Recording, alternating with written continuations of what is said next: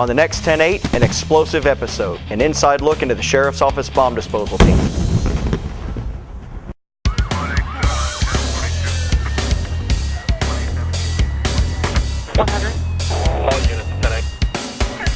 On this episode of 10-8, Lieutenant Larry Hostetler of the St. Lucie County Sheriff's Office will join us as we take a look at one of the most dangerous occupations in law enforcement, the bomb disposal team.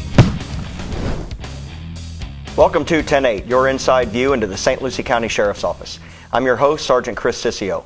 Today we're speaking with Lieutenant Larry Hostetler. He is the bomb team commander for the Sheriff's Office. Lieutenant, welcome to the show. Thank you very much. Now, bomb disposal team, that seems quite a unique job. How did you get involved in bomb disposal work?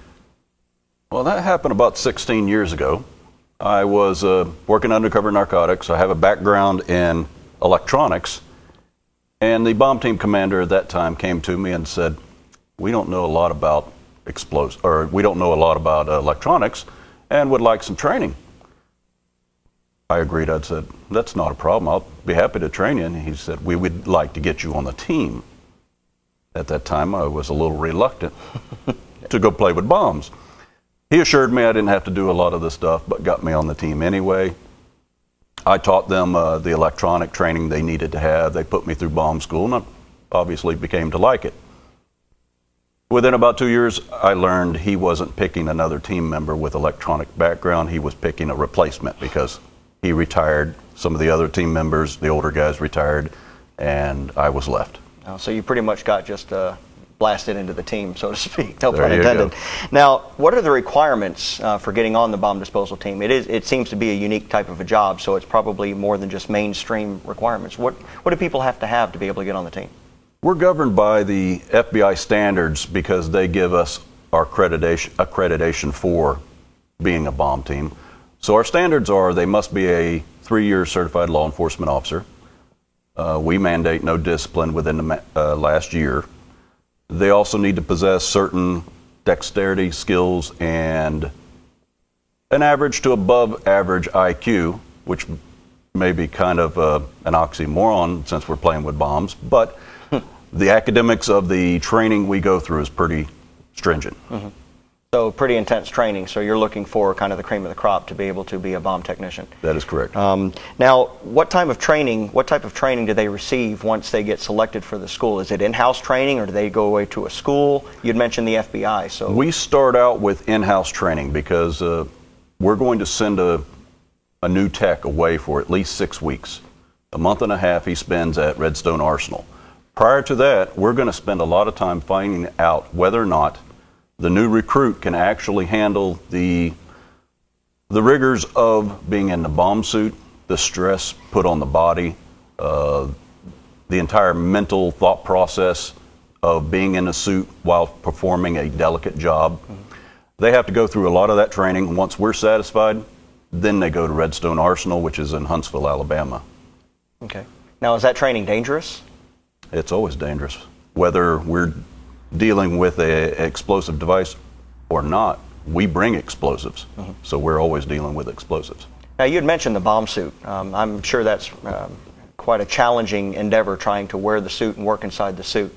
Tell us about, how that works, what the suit's designed for, what it does to the body when the person is in the suit. The bomb suit and all the attachments, the helmet, we have communications, whatever parts and pieces may be on you, they weigh about 100 pounds.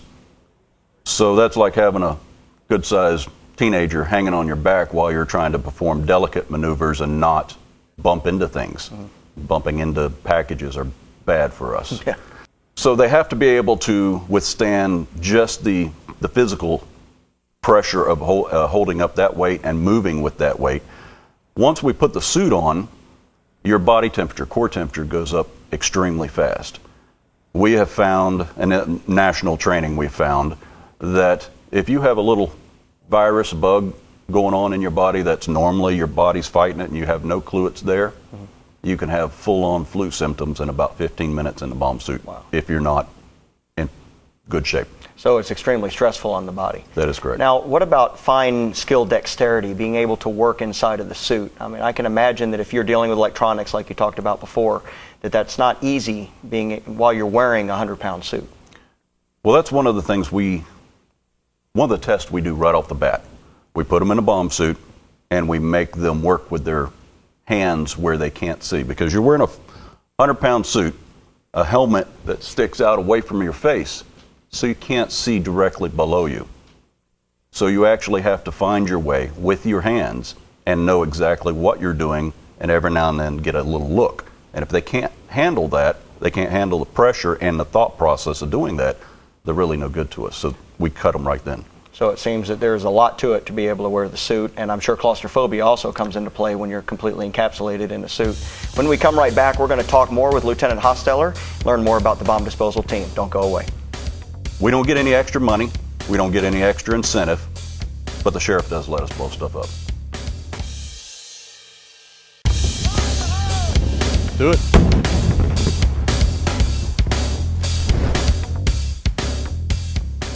Welcome back to 10-8. We have been speaking with Lieutenant Larry Hostettler and learning more about the bomb disposal team. Now, Lieutenant, does every agency have a bomb disposal team? No, they don't. Basically, it costs a lot of money to have a bomb team. There's a lot of expenses that are mandated by the federal government. As I mentioned, the FBI, they give us our accreditation, but along with that being an accredited team, you have to have certain items you have to have, which is you're mandated to have at least 2 certified techs, x-ray equipment, render safe equipment, which means things that we can utilize that are going to open a package when we don't have to be there. Right. You have to have a designated vehicle to get you to and from the scene, bomb suit, and a robot nowadays. Okay. Across the United States, there's 471 certified bomb teams. Mm-hmm. In our area, we're the only bomb team that services St. Lucie County and both cities. We service Indian River County, the cities in Indian River County, and Okeechobee City. Mm-hmm. So we cover basically 2,200 square miles for bomb response calls. Okay. Now, what type of equipment, let's move on to equipment. You've talked a little bit about x-rays, and we've covered the bomb suits, and we'll come to some of the smaller equipment here in a few minutes. But some of the larger equipment, you said a response vehicle. What types of equipment do you need, or does the team have currently now, to be able to meet that need of that 2,200 square miles? Well, approximately 3 years ago, we got a grant to get a new vehicle, and it's a very large, about the size of a fire truck response vehicle. That was paid for by a grant. No money out of the taxpayers of St. Lucie County's pocket. It pulls a total containment vessel, which is a vessel to put an explosive device in, transport it to another location, and get it back out and detonate it on the ground, countercharge it. So we can transport where it's completely enclosed and not have any potential harm to citizens as we go through the county. We also have, I mentioned the robot, that was also obtained through a grant. We have several forms of x-ray depending on the type of package that we need to address. We have a digital x-ray, we have film x-ray, and we have x-ray that can actually go on our robot. Now, was this truck purchased, and you said it was purchased on a grant, was it purchased as is, or did you have a hand in designing this truck? Does it meet the needs for you, or is it just a stock vehicle that you went and purchased? That truck was designed from the ground up by us, by our team. We luckily had carte blanche in designing it so that it met the type of work we do, the type of equipment we have. There's already built-in places for certain pieces of equipment we use all the time, so it's immediately accessible to us when we go on a call. We don't have to hunt for things, we don't have to dig things out. It's right there accessible to us. So yeah, it was a very good opportunity for us. Okay. Now, let's talk about some of the smaller equipment you have. We've talked about render safe tools.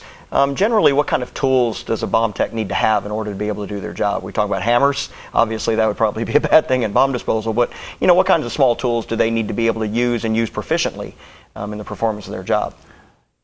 One is a good knife, very sharp. Mm-hmm.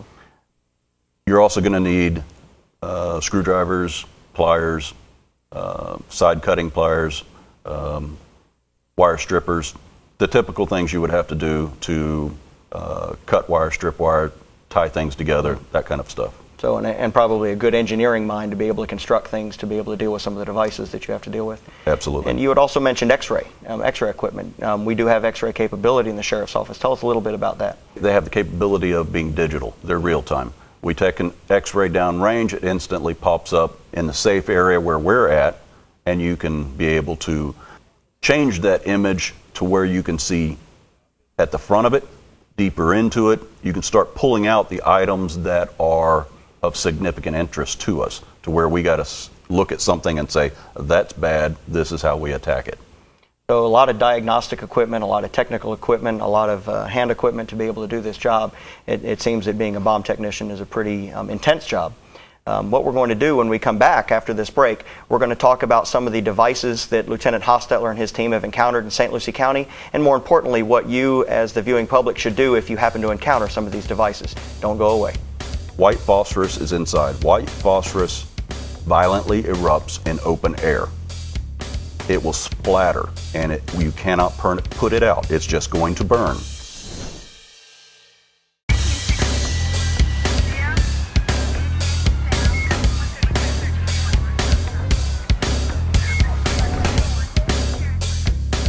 Welcome back to 10-8.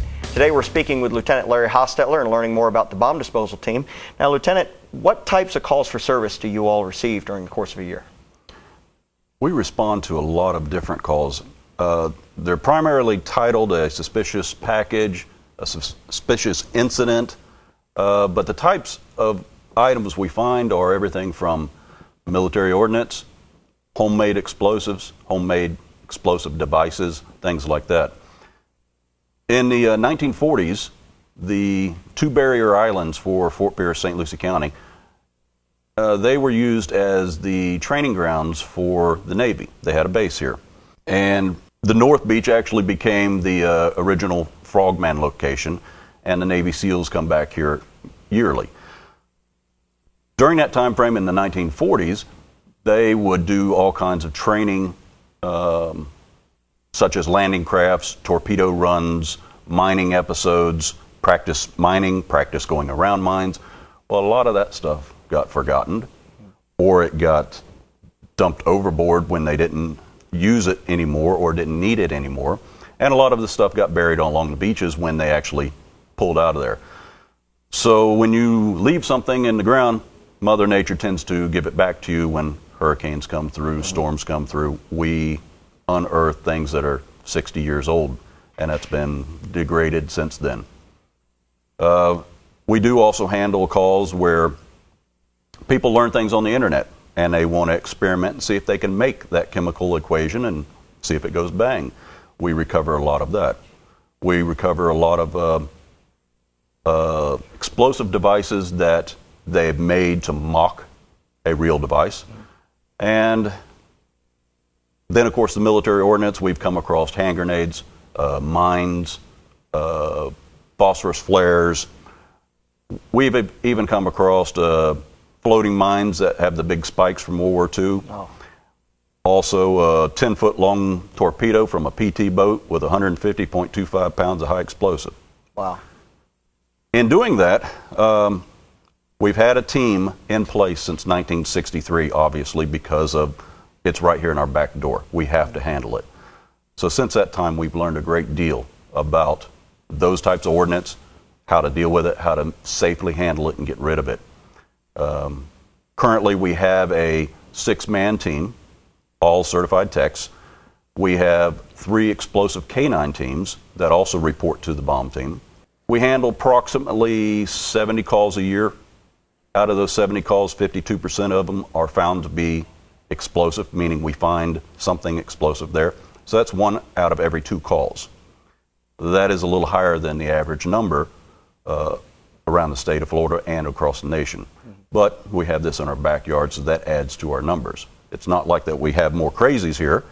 We just happen to have the added military ordnance that is in our back door. Right, so the Navy SEALs being there at that time just created more of a job for you now to have to deal with, you know, when we have tropical storms or hurricanes. That's correct. Now, is this a full-time team or is this a part-time team? Our team is a part-time team. We handle more calls for service than several full-time teams around, but we're still a part-time team. What that means is everybody else has another primary duty. So when something happens, we drop that and respond. Okay. And we don't get any extra money. We don't get any extra incentive. But the sheriff does let us blow stuff up. Well, that's always a good incentive right there. Now, you brought some items that you wanted to put on display today, things that you have actually encountered or mock-ups of things you've encountered. Let's take a look at those and explain them to the public and what you would like for them to do if they happen to run across one of these. This is a Mark 25 phosphorus munition. This is very common for marine exercises. Anytime the shuttle goes up, well, used to go up, they would put out a full perimeter of these. That would be a no-fly zone, no boat zone, and they would wash up on our shore.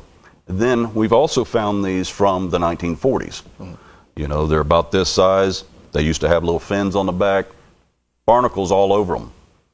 White phosphorus is inside. White phosphorus violently erupts in open air. It will splatter, and you cannot put it out. It's just going to burn. So when you find these, leave them where you find them. Call 911. We will come out and take care of them. Don't take them home. We've had people take them home. One of the other common items that we come across is a hand grenade. Typical Mark II pineapple grenade. A lot of military vets would have these from World War II, Korea, Vietnam, that they thought were inert, meaning somebody said, here, you can have this, it's inert. They may have taken the cap out, they may have taken the fuse out, but very, very rare would they actually take the cap, the fuse, and the explosive filler out. So we respond to a lot of calls where we find it's either still got the explosive filler, but the cap's gone, but you still have an explosive. So if you come across these, you do not know where it came from, don't touch it. Don't bring it to the sheriff's office. Call us. We work 24/7. We will come to you and we'll take a look at it. Wow, very interesting and very dangerous at the same time. So just to remind our viewing public that if you happen to come across something that you do not recognize, and if that feeling in your gut tells you this looks dangerous, I'm not sure what it is, please call 911, have law enforcement come out and investigate. On behalf, and thank you for coming on to our show today, Lieutenant. Very interesting information that we've learned about you and the team. On behalf of Sheriff Ken Mascara and the many hundreds of dedicated men and women serving you through the St. Lucie County Sheriff's Office, we thank you for watching. Until next time, stay safe.